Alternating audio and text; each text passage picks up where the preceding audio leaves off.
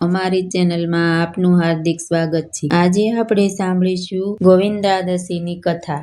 ગોવિંદ્રાદશી એટલે કે આમલકી એકાદશીના બીજા દિવસે દ્રાદશી એટલે એનું નામ ગોવિંદ્રાદશીની કથા છે। ફાગણ માસના શુક્લ પક્ષની દ્રાદશીને ગોવિંદ્રાદશી અથવા નૃસિંહદ્રાદશી પણ કહેવામાં આવે છે। આ વ્રતનું મહત્વ મુખ્યત્વે નારદ પુરાણ અને ભવિષ્ય પુરાણ, અગ્નિ પુરાણ અને અન્ય વૈષ્ણવ ગ્રંથોમાં પણ વર્ણવેલ છે। પુરાણોમાં આ દિવસે ભગવાન વિષ્ણુ અથવા ગોવિંદ નૃસિંહ અવતાર રૂપની પૂજા કરવાનું વિધાન છે, જેનાથી સર્વ રોગ, ભય, કષ્ટ અને દુઃખ અને પાપનો નાશ થાય છે। નારદ પુરાણ અને ભવિષ્ય પુરાણ વર્ણવેલ છે કે ફાગણ માસમાં આ દ્રાદશી ભગવાન વિષ્ણુના નૃસિંહ અવતારના પ્રગટ થવા પાછળ સંબંધિત છે। પ્રાચીન કાળમાં હિરણ્યકશ્યપ નામનો એક બળવાન અસુર રાજા હતો। તેમણે બ્રહ્માજી પાસે તપસ્યા કરી વરદાન મેળવ્યું કે તેમનું મૃત્યુ મનુષ્યથી ન થાય અને પશુથી ન થાય, દિવસે ન થાય, રાત્રે પણ ન થાય, ઘરમાં ન થાય, બહારથી ન થાય, આકાશમાં ન થાય, પૃથ્વીમાં ન થાય, હથિયારથી ન થાય,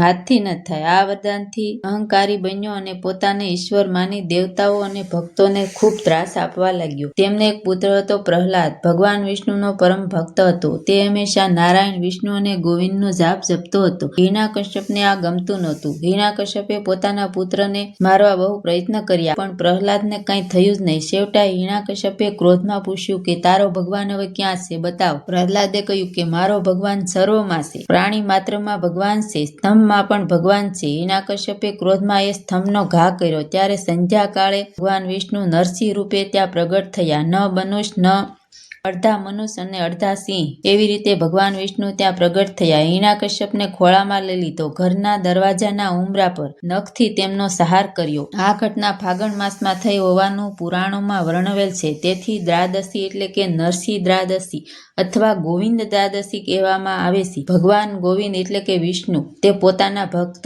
પ્રહલાદની રક્ષા કરી અને અહંકારી અસુરનો તેમણે નાશ કર્યો। નારદ પુરાણમાં કહેવામાં આવે છે કે આ દ્રાદશી વ્રત રાખી ગોવિંદ નમસ્તુભ્યમ મંત્રથી પૂજા કરવાની। કેટલીક પરંપરામાં તેને ભીષ્મ દ્રાદશી પણ કહેવામાં આવે છે, કારણ કે ભીષ્મ પિતામહે અંતિમ સમયે આ વ્રત પણ રાખ્યું હતું। ભગવાન હંમેશા ભક્તની રક્ષા કરે, અસુરના અહંકારનો નાશ કરે, એ જ મુખ્ય સંદેશ છે। જય ગોવિંદ, જય દ્રાદશી। તો મિત્રો, આ હતી ગોવિંદ્રાદશીની સુંદર મજાની વાર્તા। વાર્તા ગમી હોય તો ચેનલને લાઈક કરો, શેર કરો, સરસ મજાની કોમેન્ટ કરો। ફરી મળશું આપણે નવી વાર્તા સાથે। ત્યાં સુધી બધાને જય શ્રી કૃષ્ણ।